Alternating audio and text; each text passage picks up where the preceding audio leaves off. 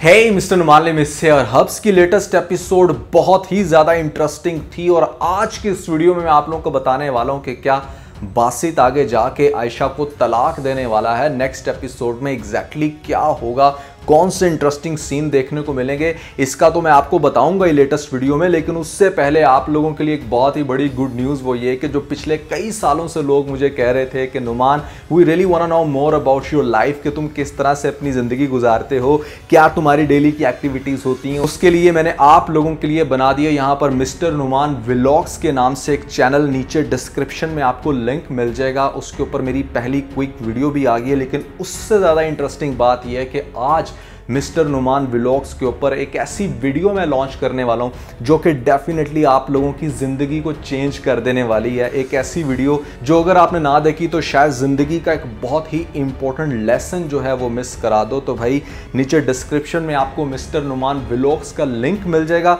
Channel को open करके subscribe लाजमी कर लीजिएगा, बेल आइकन का बटन भी ज़रूर प्रेस कर लें ताकि जैसे ही मैं वो वीडियो लॉन्च करूं आपको सबसे पहले उसका नोटिफिकेशन मिले। उस वीडियो को कंप्लीट देख के आपने कमेंट्स में जरूर मुझे बताना है कि अब आपका नेक्स्ट क्या इरादा है। फिर जो नए लोग आए मेरे चैनल पर जल्दी से दबा दें सब्सक्राइब का बटन, पुराना जैसे कहते हैं इंस्टाग्राम फॉलो या @नुमान, क्योंकि आपके सभी क्वेश्चंस के आंसर मैं वहां पर करने वाला हूं। वीडियो का जैसा लगता है हम स्टार्ट कर सकें बहुत ही सुपर डुपर रिव्यू, तो चलिए आगे बढ़ते हैं।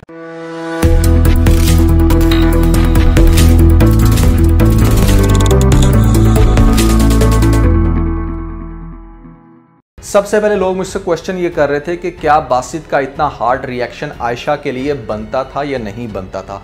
100% बनता था। भाई आयशा के अंदर खुद से अकल होनी चाहिए। पहले तो वो खुद इतनी सस्पिशियस हरकतें कर रही है पिछली 2-3 एपिसोड्स में जो कि शायद कोई भी हस्बैंड बर्दाश्त ना करे, लेकिन बावजूद उसके बासित उसको काफ़ी हद तक नेग्लेक्ट करता है। एक समझदार बीवी के दिमाग में पहले से ही आ जाना चाहिए कि ये हरकतें ठीक नहीं है, मेरा हस्बैंड मुझे बिल्कुल इसके ऊपर पकड़ सकता है, लेकिन फिर भी वो करती चली जा रही है। और फिर सबसे इंपॉर्टेंट बात यह है कि लेटेस्ट एपिसोड में आपने देखा कि जब वो आके आपको बता रहा है अपनी जो मेन प्रॉब्लम है वो उसने बहुत अच्छे से डिस्क्राइब की है आयशा को। जब वो दिखाया जाता है कि यहाँ पर बड़ा अंधेरे में खड़ा हुआ है, पीछे से आयशा आती है, आयशा को बता रहा है कि वो शक करना शुरू हो गया यहाँ पर फहद के ऊपर और आयशा के ऊपर। उसको ऐसा लग रहा है कि शायद इन दोनों का चक्कर है। इस सीन के बाद तो मतलब आयशा का काम ही नहीं बनता था कि फहद के साथ घर में बैठती, वो भी बासित की गैर मौजूदगी में। एक समझदार औरत ये हरकत कैसे कर सकती है। भाई मैं पहले भी बता चुका हूं कि आपका हस्बैंड चाहे लाख ब्रॉड माइंडेड हो, अगर आप हस्बैंड की गैर मौजूदगी में अपने घर मिलोगे, भले वो अगर आया है आपसे मिलने, तो आयशा का काम था कि वो फौरन से फहद को देख के कहती कि फहद आप प्लीज यहां से जाएं, मैं अभी आपसे नहीं मिल सकती। अभी एक रात पहले तो यार तुम्हें बताया हस्बैंड ने कि वो तुम दोनों पे शक कर रहा है, तुम कैसे इतने आराम से उसके पास बैठ के उसको वेलकम कर सकती हो और यहाँ पर सुन सकती हो उसकी बातें, ये सोच के कि हाँ बासित तो अभी ऑफिस में होंगे। This is absolutely unethical. और फिर फहद को भी थोड़ी अकल होनी चाहिए कि भाई तुझे नजर तो आ रहा है कि तेरी माँ के सामने किस लेवल की इनसिक्योरिटी का इजहार किया है यहाँ पर बासित ने, तो तू खुद ही थोड़े से होश के नाखून ले। तू क्यों उसकी बेगम से सेपरेटली मिलना चाह रहा है, वो भी उसी के घर में? तो दैट वाज सीरियसली इनसेन। दुनिया का कोई भी मर्द, मतलब it's not about that Asian husband, आप लोग यहाँ पर पॉइंट आउट करो कि हाँ भाई यहाँ पर तो हमारे बंदे ही बड़े टिपिकल हैं पाकिस्तानी। आप किसी गोरे से शादी कर लो, अगर आपका हस्बैंड बाहर किसी काम से गया है और आप उसके दोस्त को अपने घर बुला के भले आप नॉर्मल वे में बातें ही कर रहे होंगे, तो आपका हस्बैंड आप पे शक करेगा। तो बिल्कुल परफेक्ट रिएक्शन था यहाँ पर बासित का। बिल्कुल ऐसे ही स्लैप करना चाहिए था, धक्के मार के ऐसे ही निकालना चाहिए था फौरन से उसको। आयशा को भी बिल्कुल नहीं दिल करता आपका कोई भी क्लैरिफिकेशन सुनने को। हाँ 1-2 दिन के बाद आपका दिल करता है कि ठीक है अब कोई आके आपको बताए कि क्या सीन बना था अब्रप्टली, तो बिल्कुल भी आपके हवास जवाब दे जाते हैं, कुछ भी नहीं सुनना पसंद कर रहे होते। लेकिन आयशा मैडम क्या कर रही हैं? आयशा मैडम को उसकी बहन सजेस्ट भी कर रही है कि तुम्हें कॉल करनी चाहिए बासित को, तुम्हें उससे बात करनी चाहिए। और वो आगे से कह रही कि नहीं नहीं उसने तो मुझे बेइज्जत करके निकाल दिया है, मैं उससे क्यों बात करूं। अरे भाई तेरी गलती है, किरदार के ऊपर उसने बिल्कुल उंगली उठाई है, लेकिन उस उंगली उठाने का मौका किसने दिया? तूने खुद। पिछले 4-5 एपिसोड से तू क्या करती फिर रही है? अब इतना हस्बैंड को शक में डालोगे, उसके फ्रेंड से पर्सनल वे में जाकर मिलोगे, तो फिर तो डेफिनेटली उसका दिमाग खराब होगा ना। अब नेक्स्ट एपिसोड बहुत ही ज्यादा इंटरेस्टिंग होने वाली है। यहाँ पर लोग पूछ रहे थे कि क्या बासित आगे जाके डिवोर्स देने वाला है आयशा को, तो भाई सुन लो नेक्स्ट एपिसोड में होगा क्या। सबसे पहले तो आयशा बहुत ही ज्यादा अपसेट है, उसे कहीं ना कहीं ऐसा फील हो रहा है कि शायद वो कुछ ज्यादा ही गुस्सा कर रही है। बासित की माँ का ख्याल भी दरमियान में आता है कि जिस तरह से बासित की माँ ये कह रही थी कि हाँ भाई तुम्हें मेरे बेटे को कभी भी नहीं छोड़ना, तुम हमेशा उसका ख्याल रखना, यानी कि उसकी माँ की वजह से वो थोड़ा सा लीनिएंट हो रही है उसके साथ, लेकिन शायद उसका अपना फिलहाल दिल नहीं था। चलो मान लेते हैं हम उसके दिल में आ गया ख्याल, और अब वो प्लानिंग करती है कि ठीक है मैंने चीजों को बेहतर करना है। अब उसका बेहतर करना जरा तरीका देखो, बजाय इसके कि ये अपने हस्बैंड को कॉल करके यहाँ पर मिसअंडरस्टैंडिंग खत्म करे या कुछ क्लैरिफिकेशन देने की कोशिश करे, ये एक बहुत ही अजीब हरकत करेगी नेक्स्ट एपिसोड में, जिसको देख के आपको अच्छा खासा गुस्सा आने वाला है। सबसे पहले होगा क्या कि यहाँ पर आपको दिखाया जाएगा कि जो बानो है वो बानो जाएगी फहद के पास, फहद को जाकर ये कहेगी कि तुम्हारी वजह से एक बहुत बड़ी मिसअंडरस्टैंडिंग बनी है, वो मियाँ बीवी एक दूसरे को छोड़ने तक पे आ गए हैं, तुम कैसे साइड पे हो सकते हो, तुम्हें चाहिए कि तुम ये सारी मिसअंडरस्टैंडिंग खत्म करो, से मिलो, उसका दिमाग ठीक करो, क्योंकि तुम उसके बहुत क्लोज फ्रेंड हो।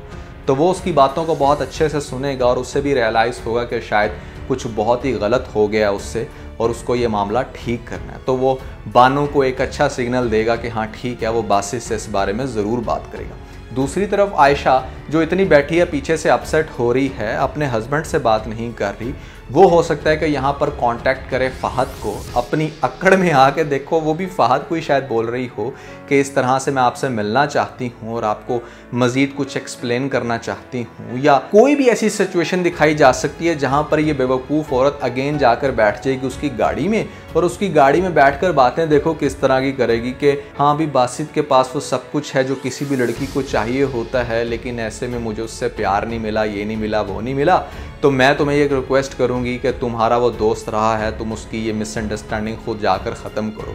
अब यहाँ पर बहुत ही इंटरेस्टिंग काम होने वाला है, जिसको देख के आपको नेक्स्ट एपिसोड में ठीक ठाक मज़ा आने वाला है। सबसे पहले तो बासित को खुद से भी रियलाइज़ हो जाएगा, जैसे आपने लेटेस्ट एपिसोड में देखा, वो करीम को कह रहा होता है कि मिस आयशा को भेजो, और आगे से याद आता है कि उसको तो धक्के मार के घर से बाहर निकाल चुका हूँ, तो उसको तो शायद मैं फ़ौरन से ना ला सकूँ। फिर उसकी कुछ यादें, और यहाँ पर उसको दोस्त के साथ बुरा बिहेवियर भी थोड़ा बहुत तंग करेगा, तो खुद से वो ये सोचेगा कि एटलीस्ट उसको आयशा की बात भी सुननी चाहिए, और सुननी चाहिए बासित की भी, ताकि मामला क्लियर तो हो। अब इसी चीज़ को जहन में रखता वो जाएगा आयशा के घर में, और वहाँ पर जाकर आयशा से बात करने की कोशिश करेगा, लेकिन आयशा मैडम बैठी होंगी अपनी आकड़ में, वो ये चाहेंगी कि मतलब ये बंदा मेरे से माफ़ी मांगे तो ही मैं इसके साथ जाऊँगी। अब यहाँ पर आयशा की माँ भी काफ़ी ज़्यादा कोशिश करेगी कि आयशा को उसके साथ भेज सके, लेकिन आयशा मैडम बासित के साथ नहीं जाएंगी। बासित को बुरा तो लगेगा, लेकिन फिर भी वो वहाँ से चला जाएगा ये सोच के कि मामला अभी गर्म है, तो इस वजह से आयशा उसके साथ नहीं जाना चाहती। फिर आपको ये दिखाया जाएगा चूँकि फहद जो है वो बासित से मिलना चाहता है, मिलकर यहाँ पर सारी क्लैरिफिकेशन करना चाहता है, तो जिस टाइम फहद मिलने के लिए आएगा बासित के पास, तो बासित उसको बहुत अच्छे से वेलकम करेगा, उससे स्माइलिंग फेस में बात करेगा, और फिर फहद की गाड़ी में जाके बैठ जाएगा। जिस टाइम वो फहद की गाड़ी में बैठेगा ना, वहाँ पर एक बहुत ही कमाल का सीन होने वाला है। जैसे हस्बैंड वाइफ जो होते हैं ना, वो एक दूसरे की फ्रेगरेंस को बहुत अच्छे से रिकग्नाइज कर लेते हैं, तो यहाँ पर सबसे पहले तो बासित को शक पड़ेगा कि मतलब मुझे ऐसा क्यों फील हो रहा है कि इस गाड़ी में मेरी बेगम जो है वो पहले बैठ चुकी है। फिर सोने पे सुहागा ये कि उसको फहद की गाड़ी से अपनी वाइफ की कोई भी चीज़ मिल जाएगी, वो मान लो कोई पिन हो सकती है, या कोई ब्रेसलेट हो सकता है, या कोई भी ऐसी चीज़ जो उसकी वाइफ की हो, वो फहद की गाड़ी से जब बासित को मिलेगी, तो फिर उसका वो जो शक होगा वो कॉन्फिडेंस में बदल जाएगा। अब वो चीज़ देख के वो फ़ौरन से फहद से पूछेगा कि क्या यहाँ पर आयशा बैठी थी, तो आगे से फहद जो है वो बेचारा हक्का बक्का, इससे पहले कि कोई एक्सप्लेनेशन देता, अगेन देखेगा बासित का अच्छा खासा बुरा बिहेवियर, और वहाँ से बासित उसकी गाड़ी से निकलकर चला जाएगा।